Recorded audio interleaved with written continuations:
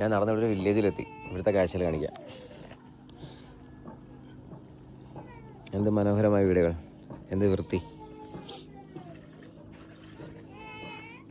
ഇവിടെ ഇലക്ട്രിസിറ്റി ഒന്നും കടന്നു വന്നിട്ടില്ല. ഇവിടെ എല്ലാവരും ഉപയോഗിക്കുന്ന സോളാർ ലൈറ്റുകളാണ്, സോളാർ പാനലുകൾ ഉപയോഗിച്ചുള്ള ലൈറ്റുകളാണ്. ഇത് കണ്ടില്ലേ, വലിയൊരു മരകഷ്ണം എടുത്ത് അത് കുറച്ച് കത്തിച്ചാണ് അവർ ദൈനംദിനം ആഹാരം പാകം ചെയ്യുന്നത്.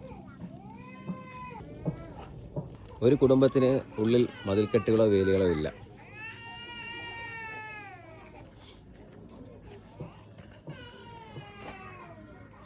ഇതെല്ലാം ഒരു കുടുംബങ്ങളാണ്.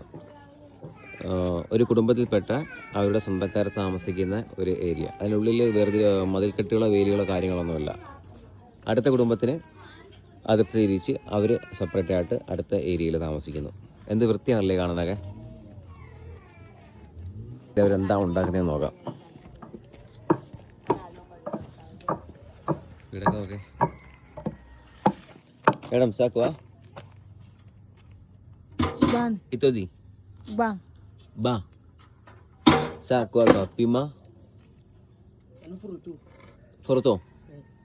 ഫോർട്ടോ കാന്താരി മുളക് വെച്ചിട്ടുള്ള ഒരു ഐറ്റം ആണത്. കാന്താരി മുളകും ചോറും. ചോറാണല്ലോ, ചൂട് ചോറ്. അബ്രക്കാ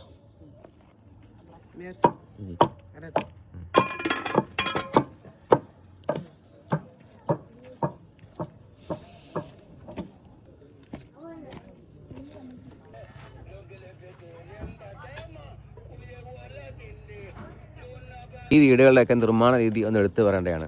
പുല്ല് കൊണ്ടും തടി കൊണ്ടും, കാട്ടുതടിയും പുല്ലും കൊണ്ടൊക്കെയാണ് നിർമ്മിച്ചിരിക്കുന്നത്. നല്ല ശക്തമായ മഴ ഉണ്ടെങ്കിൽ തന്നെ ഉള്ളിലോട്ട് ഒരു തുള്ളി വെള്ളം പോലും പോകാതെ വെള്ളമെല്ലാം പുറത്തോട്ട് തന്നെ പോകും. പിന്നെ ഇതിൻ്റെ ചുമരുകളൊക്കെ ചാണകം കൊണ്ടാണ് തേച്ചേക്കുന്നത്. മണ്ണ് കൊണ്ടും കല്ലുകൊണ്ടും നിർമ്മിച്ചിട്ട് ചാണകം കൊണ്ട് തേച്ചേക്കുന്നത്. ഒരു കാലാവസ്ഥക്കനുസരിച്ച് ബാലൻസ് ചെയ്ത് പോകാൻ പറ്റുന്ന നിർമ്മാണ രീതിയാണ് അത് ഉണ്ടാക്കിയിരിക്കുന്നത്. ഇത് അടച്ചിട്ടിരിക്കുകയാണ്, ഉള്ളിലോട്ട് കയറാൻ പറ്റില്ല. നമുക്ക് ഈ വീട്ടിൽ കയറാം. ഇതാണ് ഈ വീടിൻ്റെ ഓണർ. കൊക്കോത്തി സോമാ നമസ്തേ.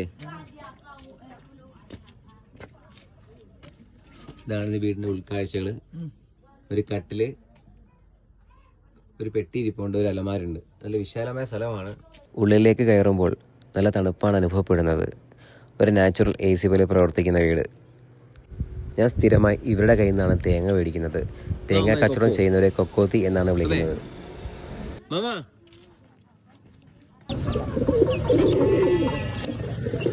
ഇത്തരം വീടുകൾക്ക് അടുക്കള പ്രത്യേകമായിരിക്കും. അപ്പോൾ ഇവിടുത്തെ അടുപ്പുകൾ എങ്ങനെയൊക്കെയാണ് പുകയുന്നതെന്ന് നമുക്ക് കാണാം.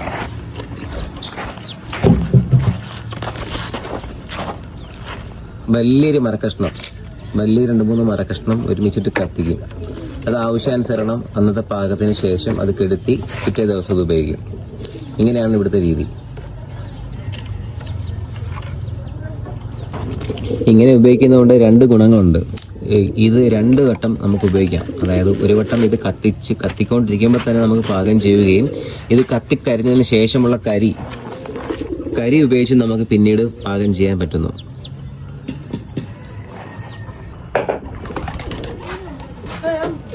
കരിക്കഷ്ണം കൊണ്ട് പുകയുന്ന മറ്റൊരു അടുക്കളയാണിത്. എന്താ ഇവിടെ പാകം ചെയ്യുന്നുണ്ട്. ഇത് മീൻകറിയാണ്.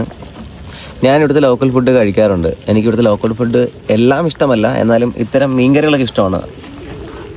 നല്ല വൃത്തിയിലൊക്കെയാണ് പാകം ചെയ്യുന്നത്. ഇവിടെ ആണെങ്കിൽ ചോറാണ് അതിൻ്റെ ചോറ് കഴിക്കുന്നുണ്ട്.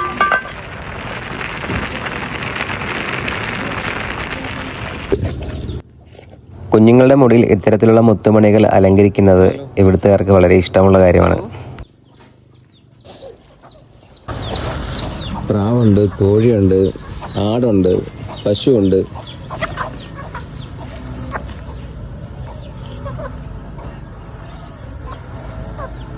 പേരാണ് ബെർസെ.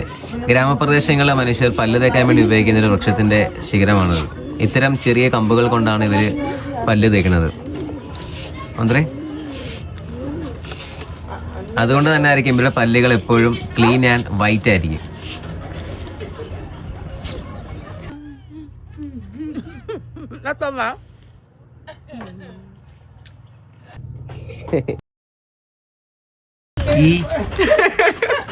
ഇതാണ് ഈ ഗ്രാമത്തിലെ ഈ കുടുംബത്തിലെ മുതിർന്ന മുത്തശ്ശി. Namasi. Nanate. Tenasite. Alberga. Niki. Ale kana. Amina. Ale so. Sa. Ela jadi berana. Mana endu kampo. Namaste. Tera naam kya hai? मेरा नाम शरद. हाँ. मेरा नाम जेलिका. ധോണി മലയാളം പാർലേ. ഓക്കെ. നമ്മുടെ നാട്ടിലെ സീരിയലുകൾ കാണാറുണ്ട്, പ്രത്യേകിച്ച് ഹിന്ദി സീരിയലുകൾ. ഇവിടെ ഹിന്ദി സീരിയൽ ഡബ് ചെയ്താണ് ഇവർ കാണുന്നത്. അപ്പോൾ ഇവർക്ക് ദുർഗാദേവിയും കൃഷ്ണനെയൊക്കെ അറിയാം. പിന്നെ ഇവർക്ക് സാരി ഭയങ്കര ഇഷ്ടമാണ്. Punjabi Krishna avec Durga et Krishna. Durga. C'est ça. Devi, Durga Devi. तो सारी तो beaucoup चाहते हैं सारी. C'est Durga. God. Allah. Comme ça. Aku kasi a différence ile. Ali Allah men batula. Ole Krishna ugo.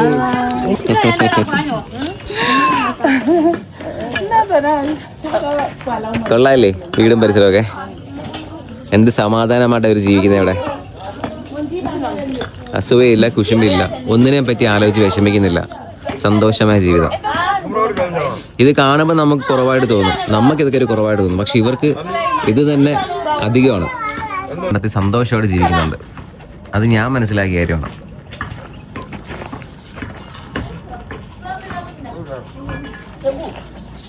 ലോകത്തിൻ്റെ ഏത് കോണിലാണെങ്കിലും സന്തോഷത്തോടെയും സമാധാനത്തോടെയും ജീവിക്കുക.